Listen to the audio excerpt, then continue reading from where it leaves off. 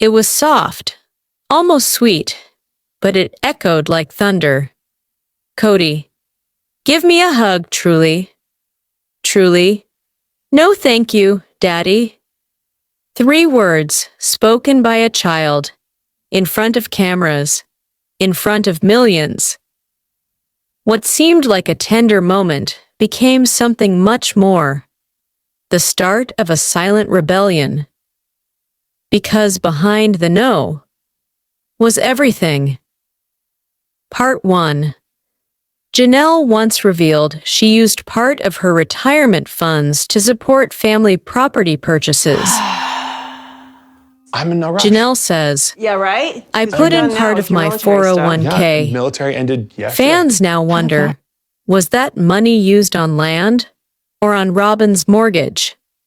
Meanwhile, Meri received a significant inheritance after her father's passing. At the time, she chose to share it with the family.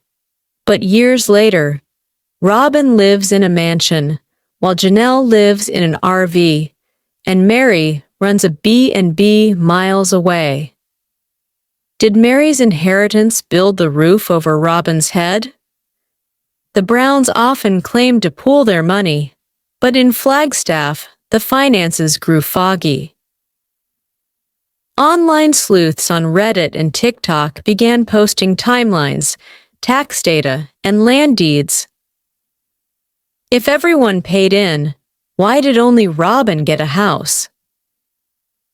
And when Kody asked Janelle to delay building her own home, fans started asking, was there ever money left?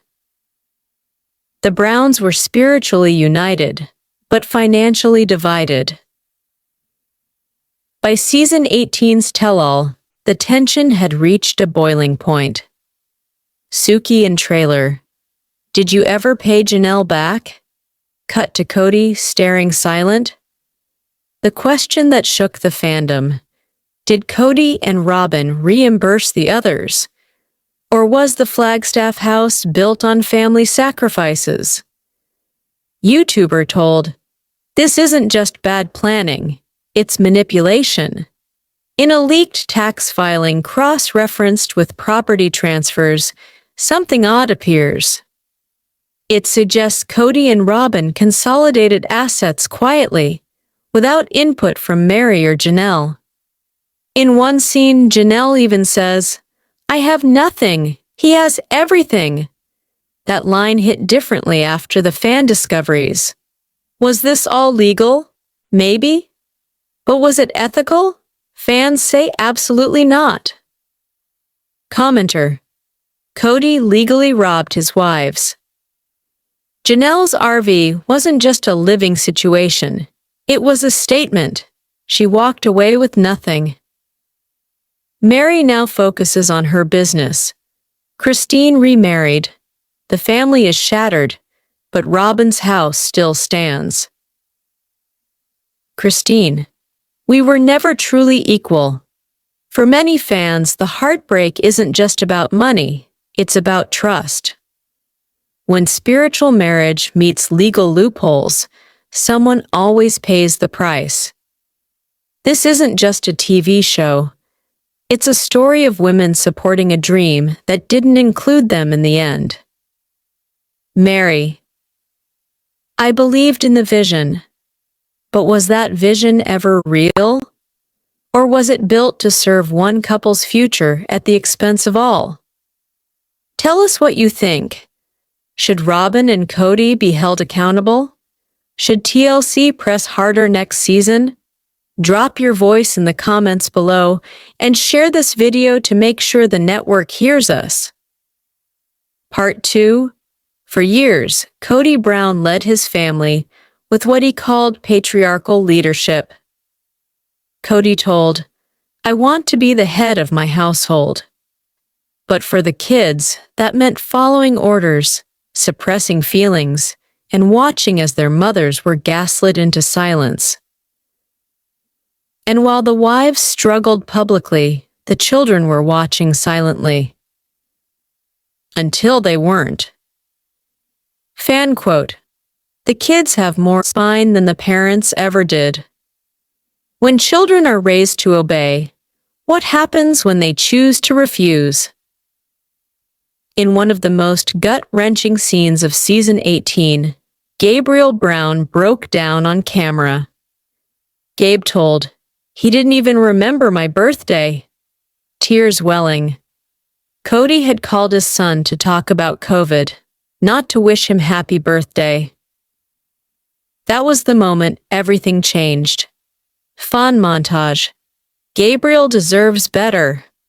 This was emotional neglect. Fans saw not a defiant child, but a heartbroken son, longing for connection. How did this father lose the loyalty of his sons? The answer is in the silence. Truly's boundary wasn't isolated.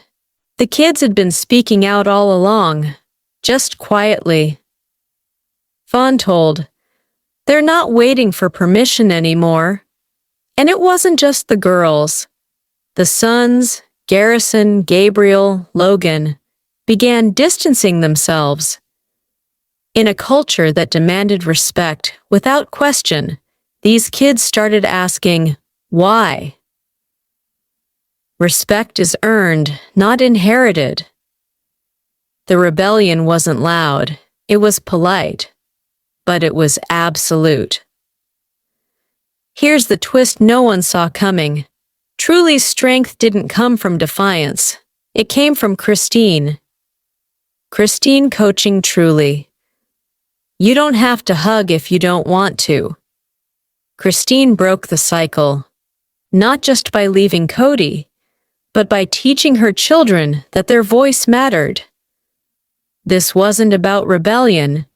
It was about self-respect, a legacy Christine passed to her daughter and to millions watching. Fan told, Christine raised a queen. While fans celebrated the kids' courage, Kody responded defensively. But the truth?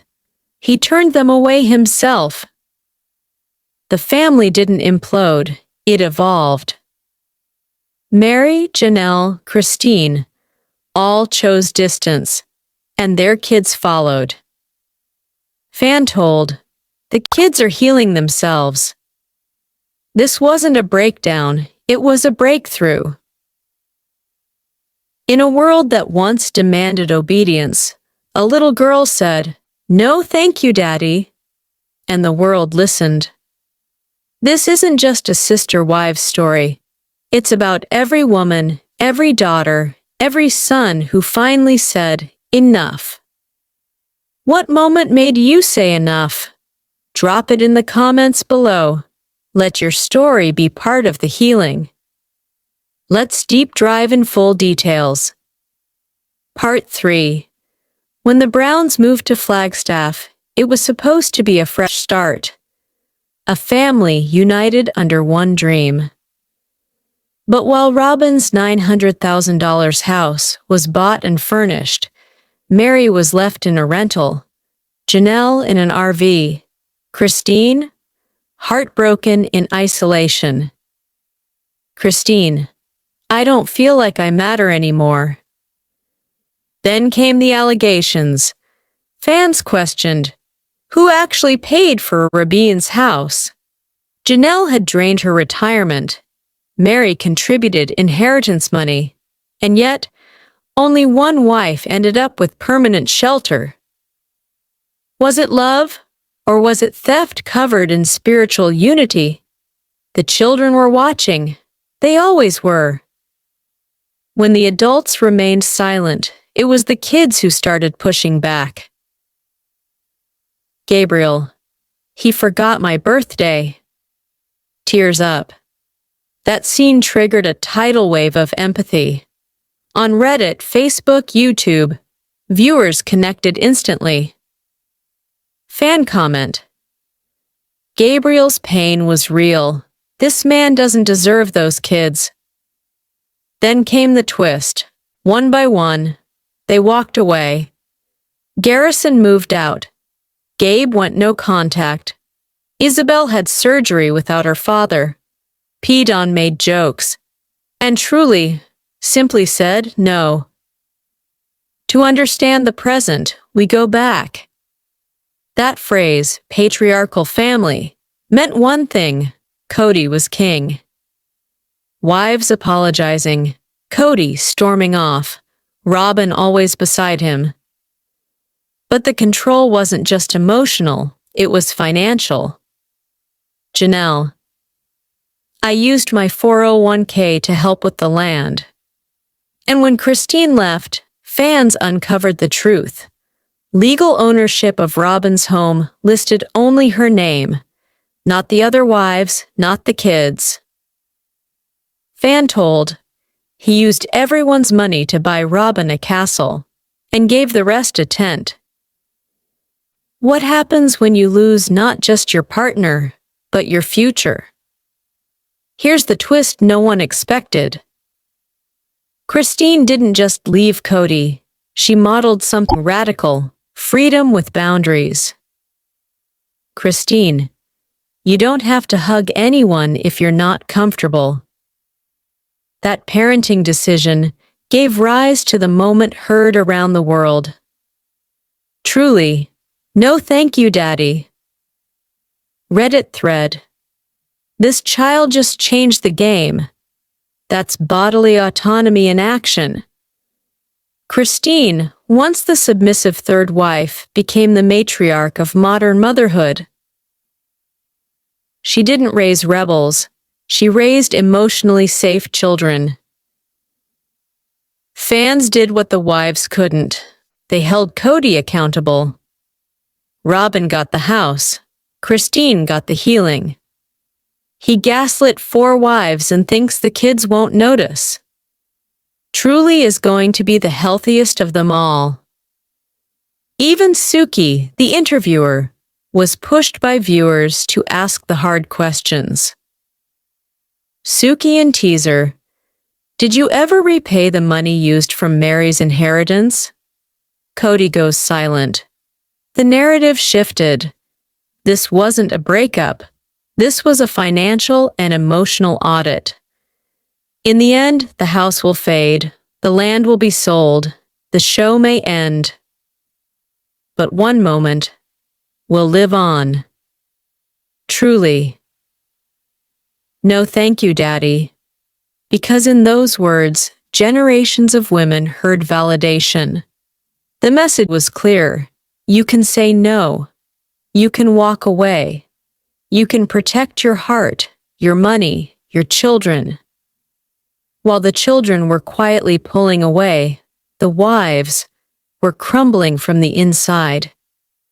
Christine told, I stayed because I believed in the dream, but it stopped being my dream. Meri, once the first wife, became the loneliest. I was legally married, but emotionally abandoned. Janelle, the financial backbone of the family, found herself fighting for a patch of dirt. Janelle, I believed in building something for all of us, but now I'm starting over, alone. It's tragic how the wives built the foundation, and Robyn got the penthouse. As the patriarch's dream expanded, the sisterhood quietly collapsed. They married a man, but were loyal to a vision. Now they're just trying to recover from both. This is not a family. This is financial manipulation disguised as love. Gabriel crying broke me more than anything Kody ever said. Christine gave her children freedom. Robyn gave hers a mortgage. For thousands of women watching, this wasn't just entertainment. It was personal. I left a narcissist last year. Christine gave me the strength to walk. Every no thank you, Daddy, echoed through households far beyond Flagstaff. Which moment changed the way you saw Kody? Drop it in the comments. The audience isn't just watching anymore. They're rewriting the legacy. The story may be nearing its end on TLC, but the legacy is just beginning. What if Truly writes a book? Or Gabe starts a healing podcast for children of dysfunctional families? Raising strong, kind humans was always the goal. Would you watch a spin-off where the Brown children reclaim their story? Would you support their truth? If you've ever said no thank you to toxic love, comment below. Share your strength. And don't forget to like, subscribe, and turn on notifications, because this story isn't over yet. Sister Wives gave us drama, but Truly, Christine, and the Silent Children, they gave us hope. This isn't the end of the family. It's the beginning of something better.